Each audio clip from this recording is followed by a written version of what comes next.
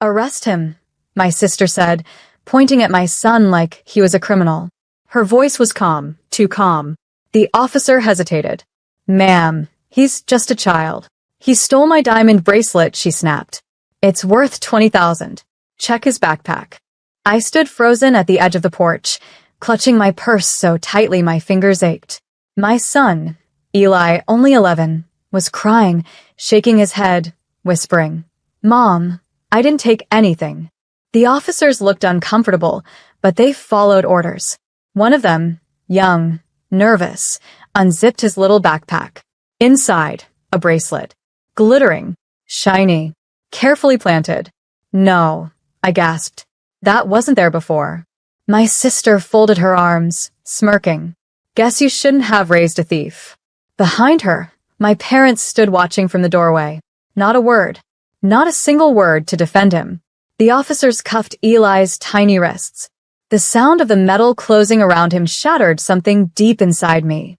He turned toward me, tears streaming down his face. Mommy, I swear I didn't. I know, I whispered. I know, baby. As the police car pulled away, I looked at my sister. Why? She smiled, adjusting her hair. Because you've always thought you were better than me. That was the moment something inside me died, and something else was born. Cold, focused, unforgiving. My name is Lena Hart, I'm 31, and that day, I stopped being the nice sister.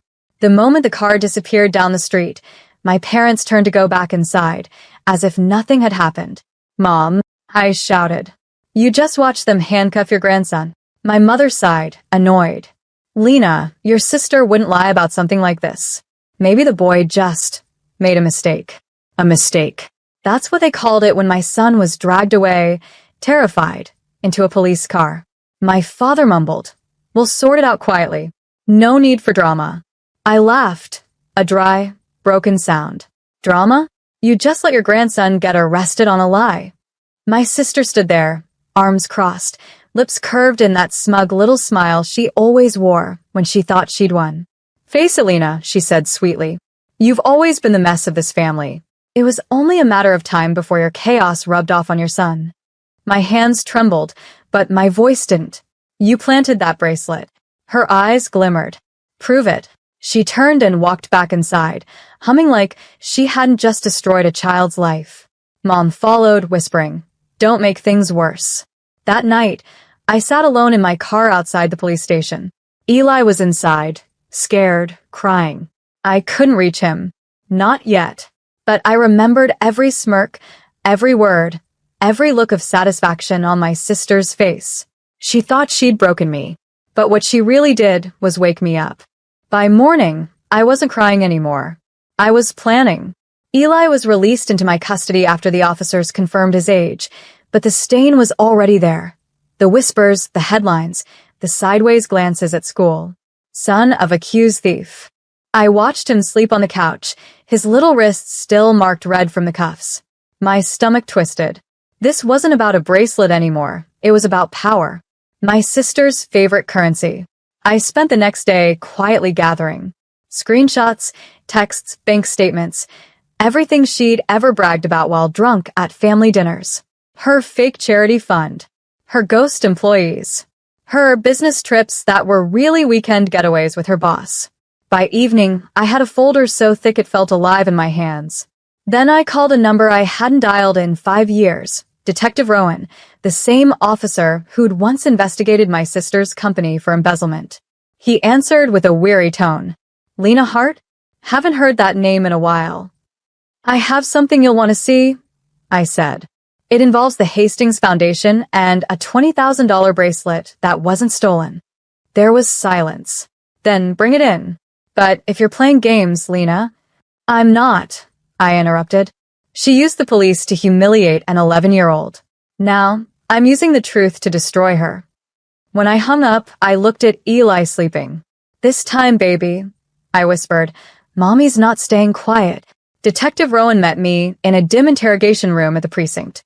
He looked older, more tired, but when I laid the thick folder in front of him, his posture straightened instantly. Are these what I think they are? He asked.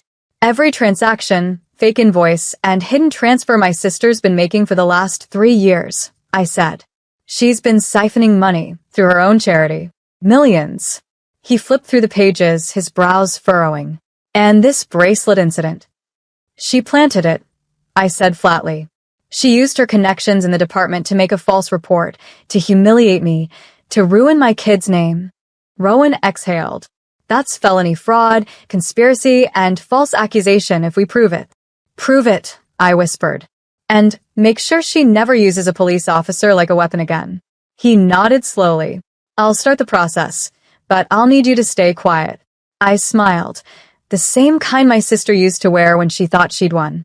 Quiet is what I do best. When I left the station, I saw her car parked across the street, her silver BMW, the one she'd bought with stolen grant money. She was inside, laughing on the phone, sipping her overpriced latte. She didn't notice me walk by, but she would, because in less than 72 hours, every company she'd ever worked with, every investor she'd ever lied to, would see her for exactly what she was. By the next morning, the dominoes had begun to fall. Detective Rowan's team worked fast, faster than I'd dared to hope. They quietly reached out to the bank, the grant office, and the supposed sponsors of my sister's foundation. Every number led to another ghost, every transaction to another fraud. At home, Eli was quieter than usual. He sat by the window, tracing the condensation with his finger. Mom, he said softly, did I do something bad? I knelt beside him, brushing his hair back. You did nothing wrong, sweetheart. Grown-ups did. He nodded, trusting me completely, and that made my rage burn brighter.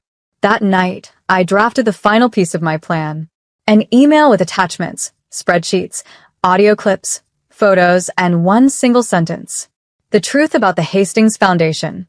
I scheduled it to go out to every journalist, board member, and donor on Monday morning at 8 a.m. sharp.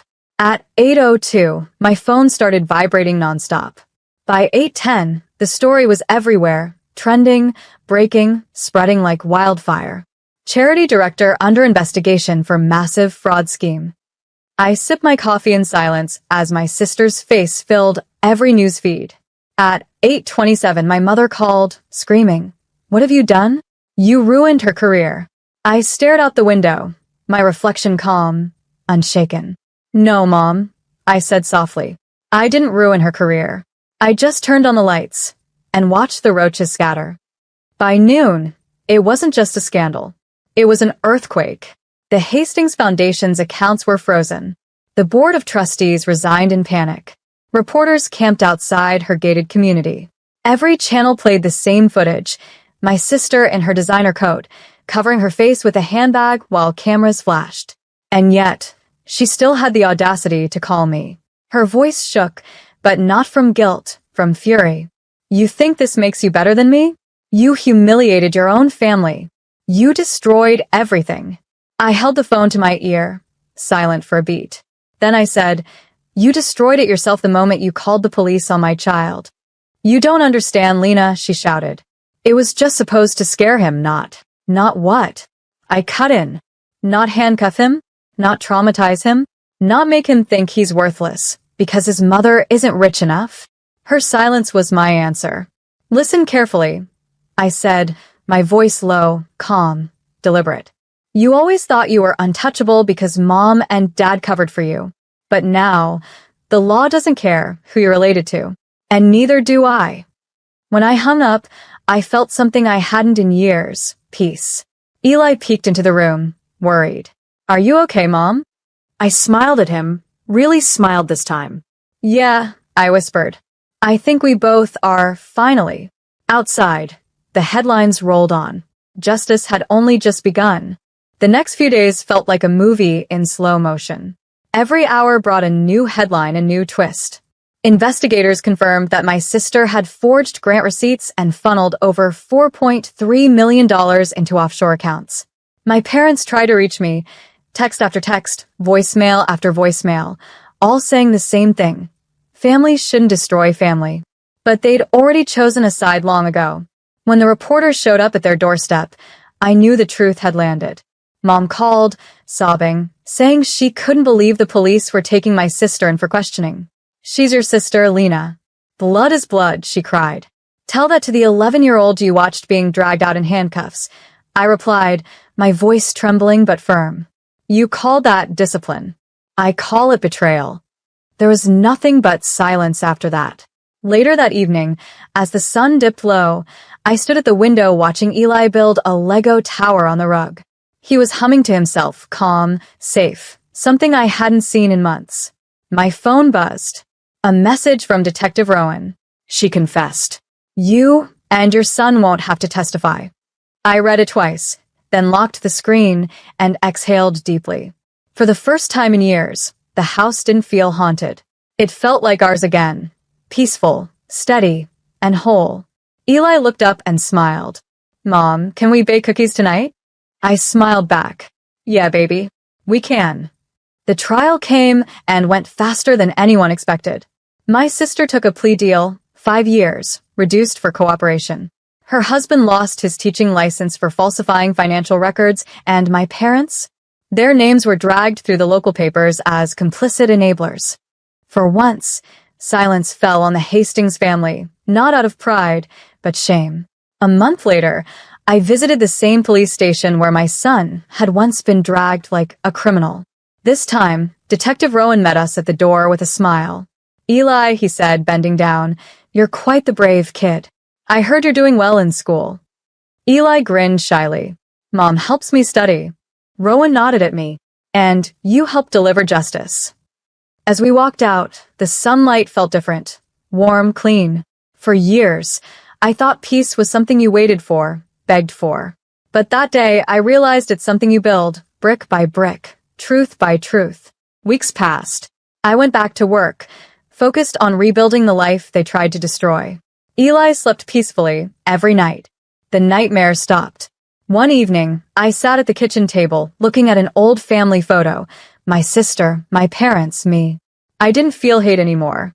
I felt release. Some battles destroy you. Others set you free. And when you finally stop protecting the people who hurt you, you discover what peace truly sounds like.